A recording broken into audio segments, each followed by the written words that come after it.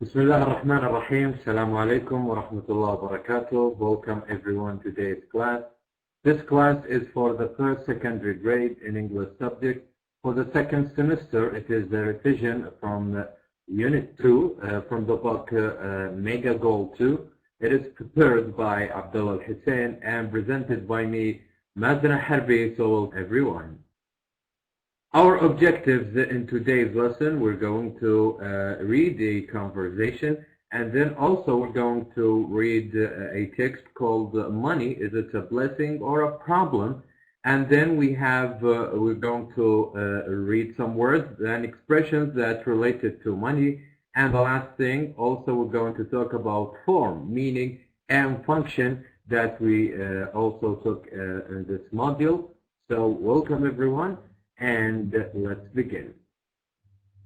So our first question here today is if you have run into a rich businessman and he offers you to pay for 3 things you want because you received the highest grade in the school district.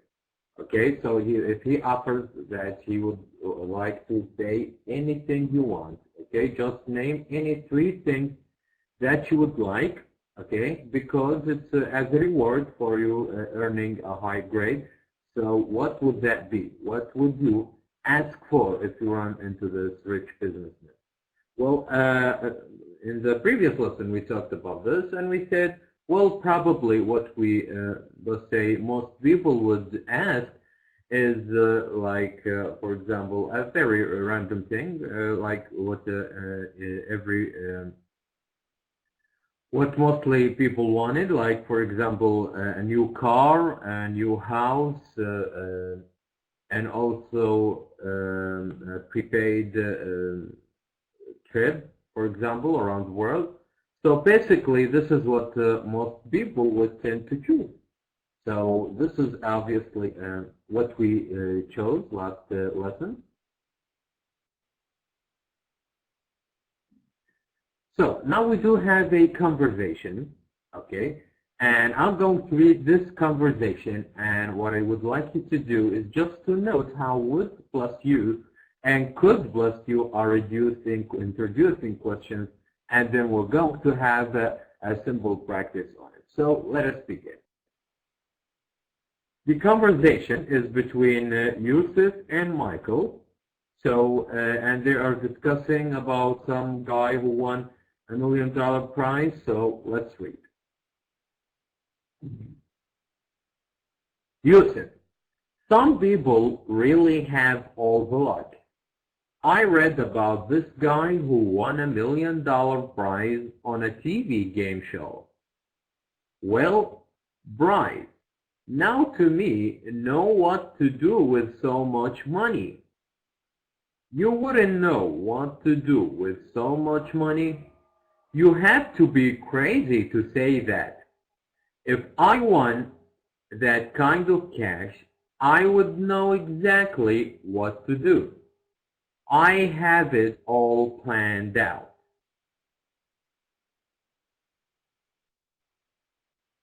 What would you do then? I would divide the amount into 3.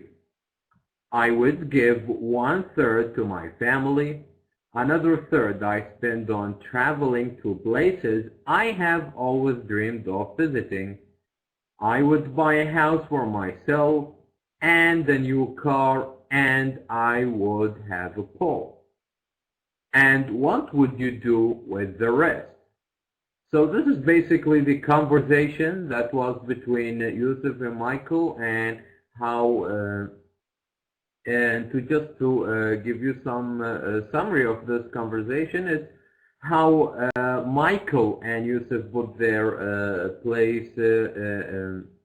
put themselves in this man's place who won $1 million from a TV game, and Michael said, I don't know what to do with it, and it's obviously unlike Yusuf. Yusuf said, there are a lot of things that I can do with those money, okay?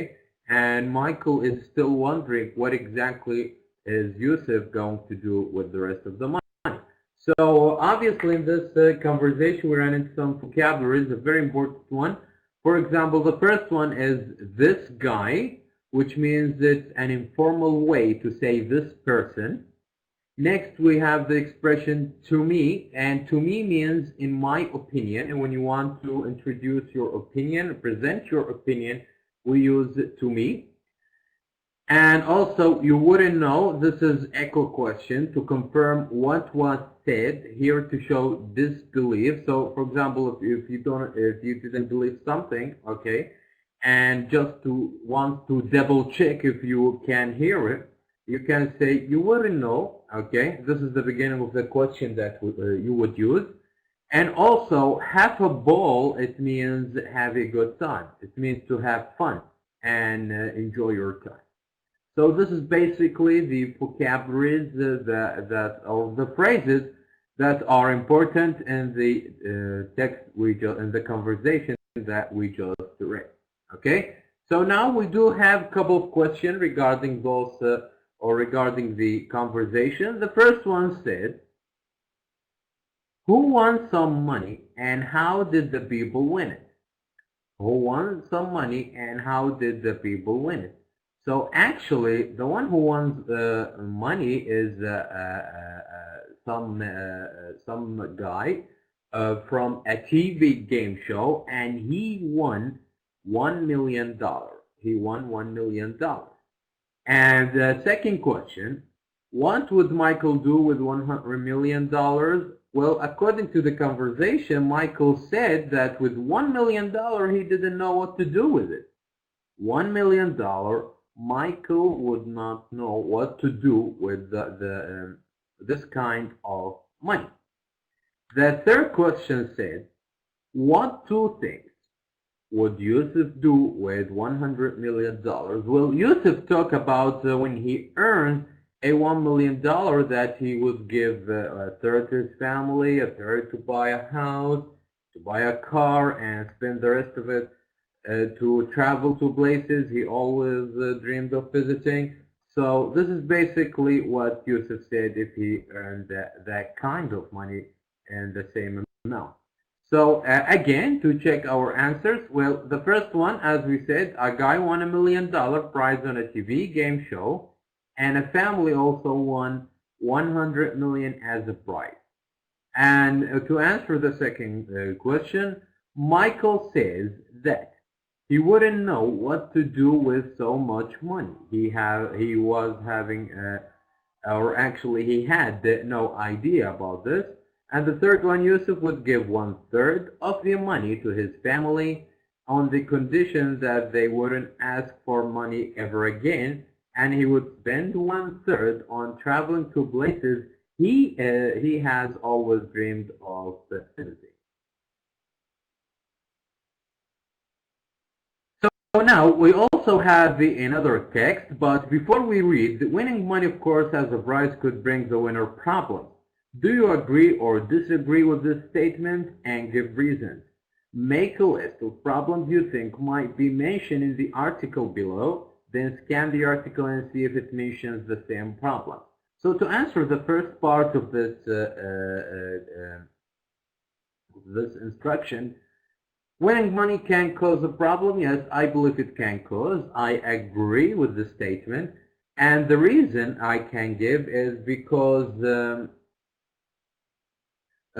winning money, or let's say a very big amount of money, can cause a problem in terms of how to spend it, especially if you don't have the experience on spending, on dealing with money and to manage your finance. And also, it can actually make people around you, make them let's say, wants to hurt you in one way or another. So yes, I believe winning money as a prize could bring problems. So now what we need to do is we're going to read the article, okay? And after we finish this article, we're going to make a list of the problems that we think happened in the article. So now this article called Money, a Blessing or a Problem, what the kind of problems you think money will bring. So let's read and find out. Words and expressions in the reading that refer to money. Okay, so obviously we do have words and expressions relate to money, relate to finance. For example, winning. When you earn money, we say winning. And also investment.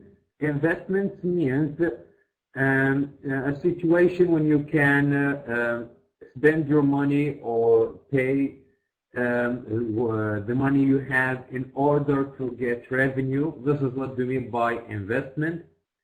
Spent his fortune. Spent his fortune means he spent his entire money. He spent his entire money. Sorry, spent his fortune means he spent all what he had got. Millions, this is the amount of money. Went broke, it means he has nothing. This is the action of not having any money.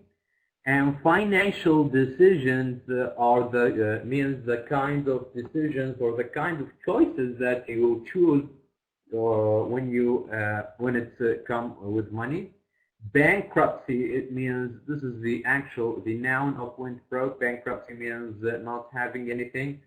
And fine is an amount of money that you pay as a punishment for violating the rules.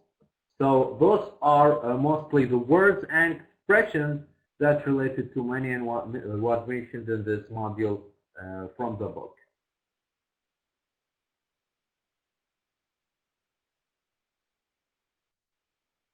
Now, these are some examples of how the different prize winners handled their fortune. So, if you remember last time, we actually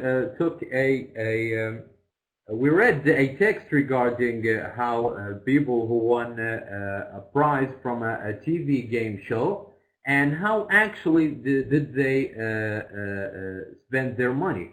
So we actually read 3 examples of Bud Boss and Michael Carroll and Bob Bradley, and we said with Bud Boss it actually was unfortunate for him to earn that money because his brother tried to kill him, and also the same bad luck went for Michael Carroll. He tried to open businesses, but his businesses were a failure. And unlike actually Bob Bradley, who was actually the one who benefited from earning the money, he said, I spent it on the family because I believe I had my life, so now it's their turn. So these are very shortly the summary of the examples on those 3 people who won millions of dollars from a TV game show and how actually this winning changed their life either positively or negatively. So again, with Bud Boss, he tried to help his family, but his brother tried to kill him. He invested money in businesses, but they failed. They both were a failure. As for Michael Carroll, he spent his fortune in 18 months. He bought things like a Mercedes and a villa in Spain, and he was in trouble with the law and paid the fine.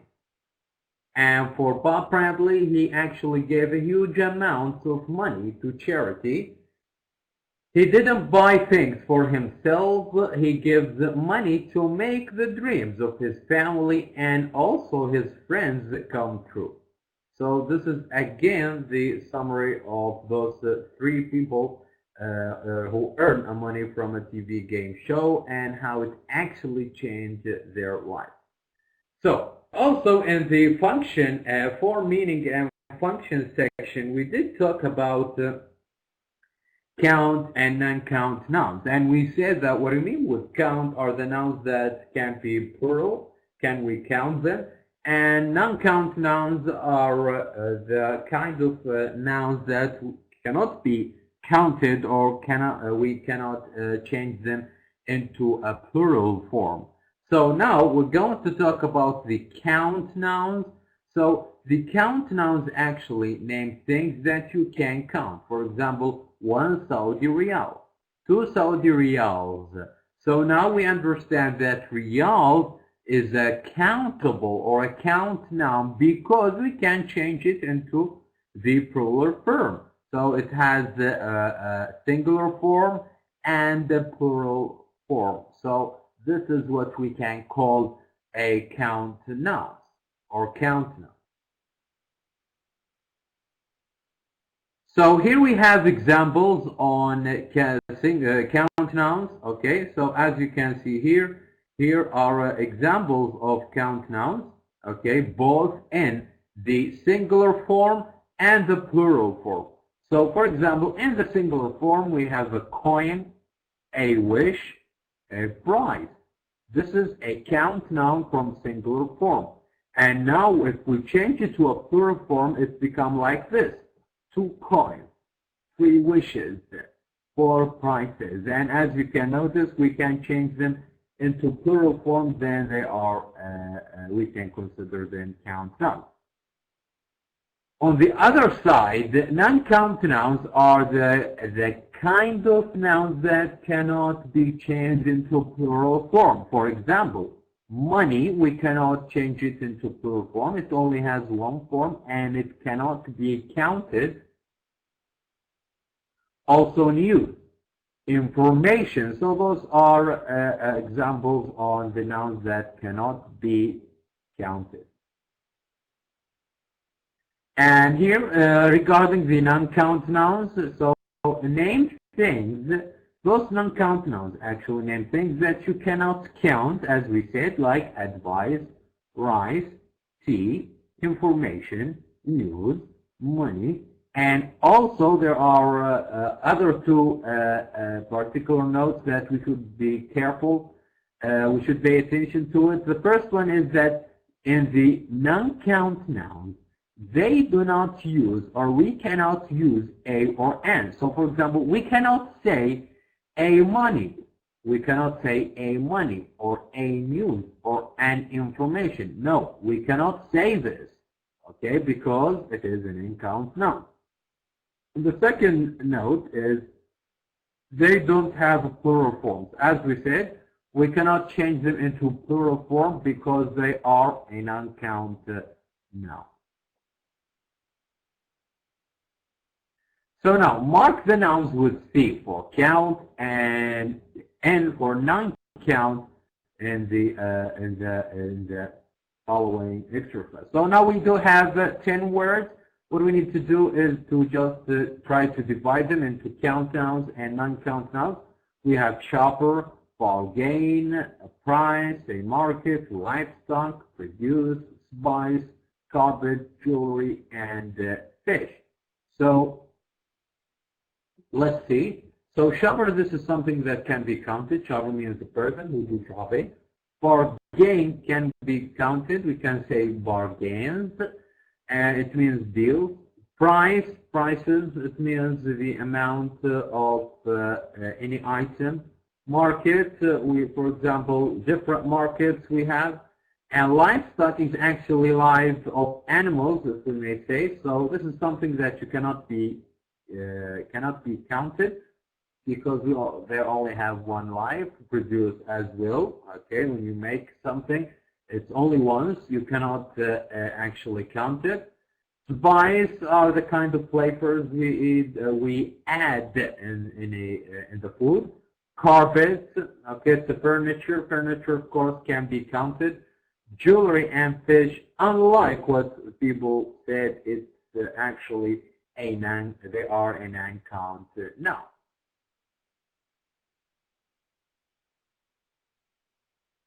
We also talked about expressions, quantity, some, any, and no. We said that we use some in affirmative statement. We use the word some in affirmative statement, and we use any in negative statement and in question. We use some or any with non-count nouns and with plural nouns. For example, is there any pollution? Is there any pollution? There is a question, and we said with question we use any. Are there any sport facilities? Are there any sport facilities? And here also we use any because it's question. And also we use it with non-count and count nouns.